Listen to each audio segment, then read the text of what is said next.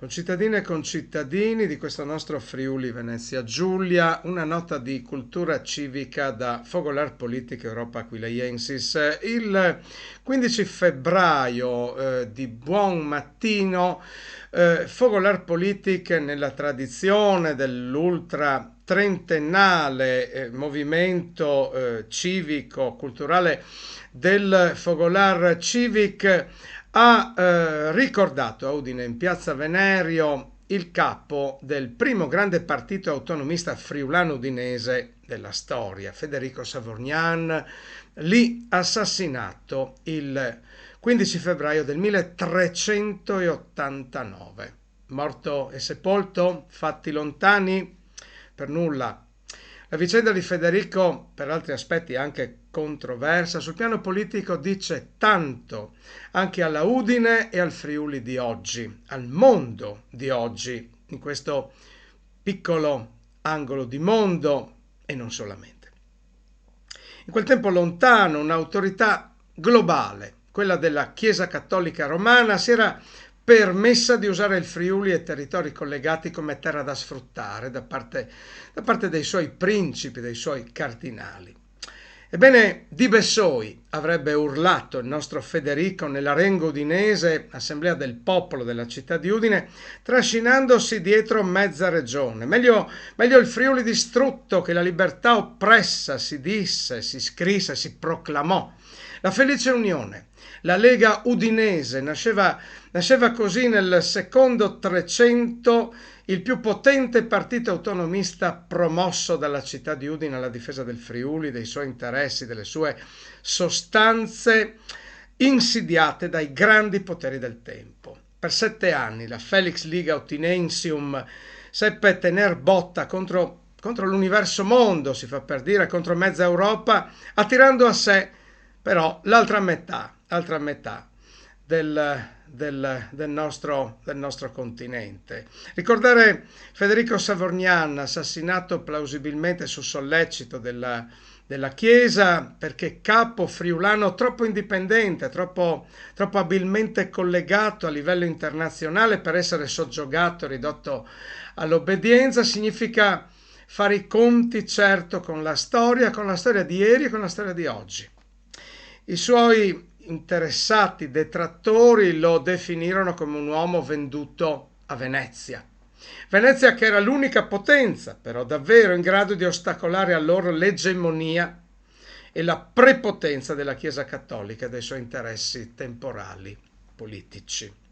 Ricordare Federico Savorgnan è dunque celebrare nell'attualità il coraggio della ribellione contro poteri globali, tesi a sfruttare le realtà locali. Un coraggio certamente astuto, cittadin, clamino che di Udin si dice ancora a livello popolare, teso ad inserire la difesa dell'interesse del luogo in una scacchiera di rivalità e di contrappesi internazionali. Federico Savorgnan allora veramente ridotto, mai veramente ridotto a pedina, se non a pedina intelligente, raziocinante in un quadro internazionale, assassinato facilmente appunto per ordine o con il beneplacito del patriarca aquileiese Giovanni di Moravia, che ne temeva la potenza e il sostegno popolare. Un ricordo storico che non è fatto estetico, che non è rievocazione, non è medioevalismo folcloristico, ma lezione politica per la più scottante e sconcertante attualità.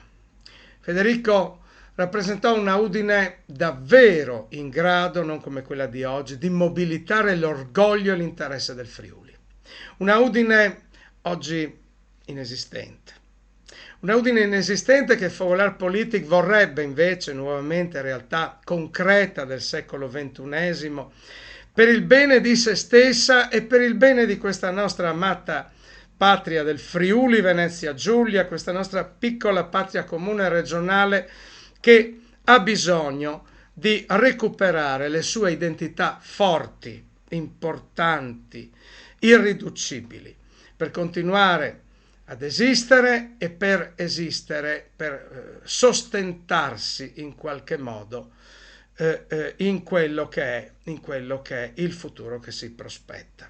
Quanto antico ed attuale allora quel personaggio, ad un tempo friulano ed europeo, imparentato persino con la casa imperiale della Mitteleuropa, insomma del Sacro Romano Impero Germanico. Federico richiama tuttora al sogno di una Udine vera capitale del civismo regionale, del civismo vero, del civismo libero, del civismo attivo, non quello al guinzaglio di poteri sovraordinati, insomma una misera parvenza di dignità di un popolo. Una Udine appellantesi ai territori stanchi di subire egemonie fortemente invasive, una Udine liberatrice dalle catene di poteri foresti e maldestri.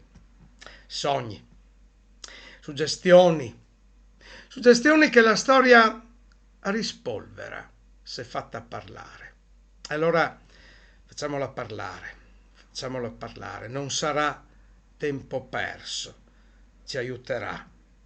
Un cordiale mando.